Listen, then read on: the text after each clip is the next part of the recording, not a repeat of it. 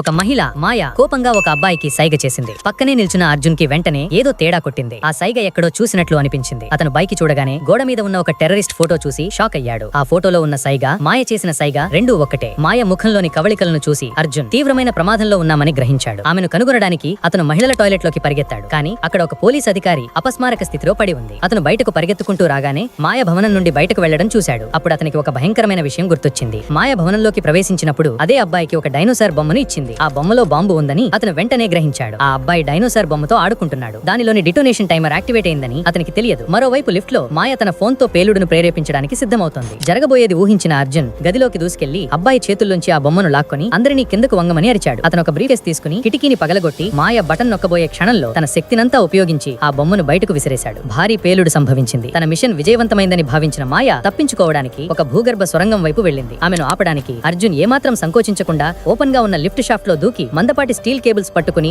భవనం కింది భాగానికి జారడం మొదలు పెట్టాడు. అతను స్వరంగం వైపు పరిగెత్తాడు. కానీ ఊపిరి అందకుండా అక్కడికి చేరుకునేసరికి ఒక్క క్షణం ఆలస్యమైంది.